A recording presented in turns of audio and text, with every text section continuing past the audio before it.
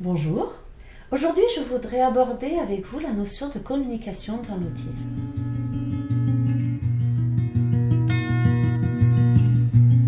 Dans cette première vidéo sur la communication, nous allons aborder des façons de mieux communiquer et échanger avec les autres, au travers de deux petites astuces très simples et tellement efficaces. La notion d'autisme est souvent associée aux troubles de la communication sociale. Mais qu'est-ce que la communication sociale? La communication sociale se présente dans la communication avec un groupe. Elle est utile, notamment pour tisser des liens sociaux visant l'intégration, adapter une communication à la situation et aux personnes qui nous entourent, respecter les règles de politesse et de conversation, comprendre les sous-entendus, le second degré ou encore les discours implicites. Savoir dire bonjour, passer commande dans un restaurant ou conserver de bonnes relations avec le voisinage et au travail sont des détails qui permettent de faciliter notre quotidien. Mais avant de mettre l'accent sur le trouble de la communication chez les autistes, nous devons nous pencher sur la qualité de ce qui est offert au niveau des communications sociales. La communication telle qu'elle nous est montrée est-elle vraiment saine? Lorsque la conversation est saine et claire, il est alors plus facile pour une personne autiste de mobiliser ses ressources pour parvenir à la suivre et comprendre ce qui est dit. Nos hypersensibilités peuvent être un frein à la communication, en fonction de l'intonation de la voix ou des tournures de phrases qui ont une grande influence sur le ressenti que l'on peut avoir lors d'une conversation. Au-delà de l'échange d'informations, le stress et la sensation d'agression peuvent se faire ressentir et provoquer des angoisses, ce qui bloque la communication en milieu social et provoque les mauvaises réactions. En général, les personnes non autistes ont une bonne théorie de l'esprit. Il s'agit de la capacité à déduire les pensées et les intentions des autres au travers de leurs gestes et de leurs paroles, comme par exemple le second degré. Leur mode de communication est par conséquent principalement basé sur cette capacité de déduction qui est devenue un automatisme. Dans le cas des personnes autistes, cette théorie de l'esprit est altérée dans la majeure partie des cas. La déduction n'est pas automatique chez eux et est le fruit d'une réflexion poussée qui les pousse à se couper de la conversation pour comprendre ce que veut lui transmettre son interlocuteur. Devoir réfléchir sans cesse sur les informations que la personne en face cherche à transmettre provoque donc une grande fatigue chez la personne autiste, qui doit faire davantage d'efforts pour comprendre. Pourtant, en changeant quelques petits détails dans notre façon de parler et de communiquer avec les autres, les choses deviennent à la fois plus claires et plus simples à comprendre, que l'on soit autiste ou non.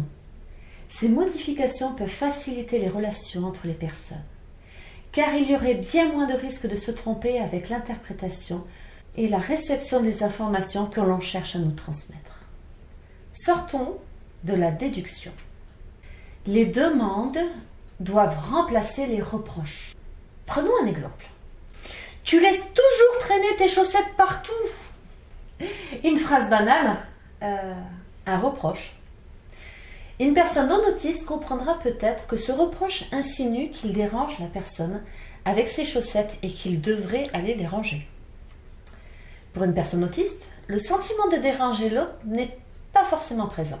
Oui, il sent l'agressivité et l'agacement de son interlocuteur, mais la situation pour y remédier ne lui vient pas forcément de manière spontanée. Pour lui, il s'agit juste d'un constat. Les chaussettes sont partout. Oui, c'est vrai.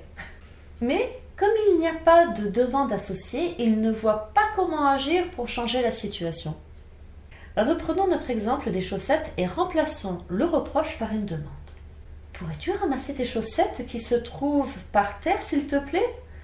Les voir me stresse. Là, la demande est clairement définie.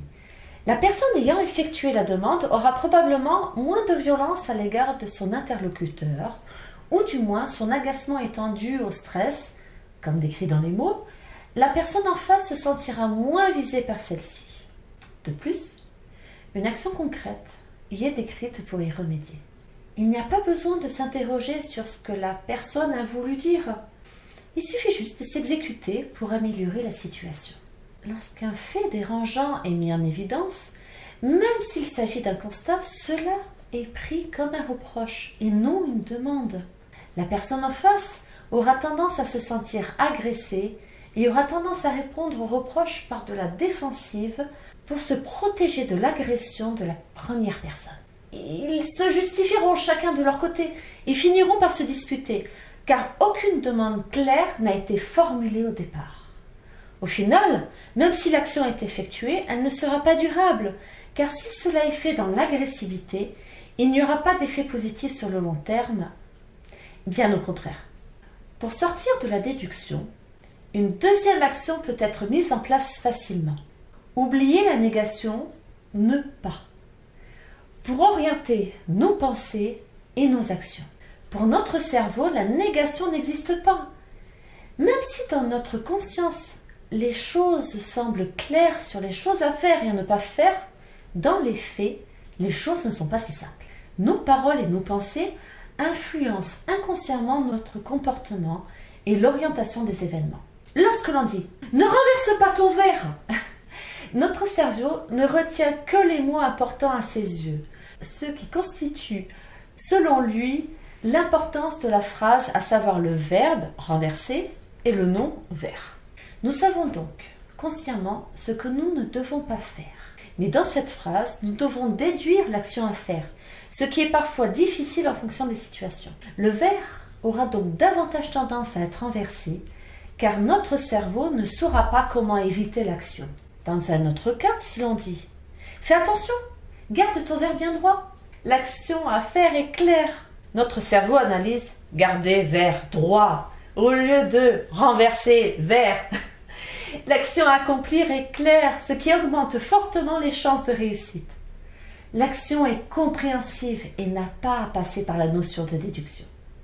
Ces deux méthodes, celle de sortir de la déduction en posant des questions et en donnant des réponses claires, ainsi que le fait de sortir de la négation, nous permettent de retravailler en profondeur notre façon de communiquer avec les autres. Que l'on soit autiste ou non autiste, nous avons tous à gagner à savoir mieux communiquer. Si cette vidéo vous a plu, je vous invite à la partager. À bientôt!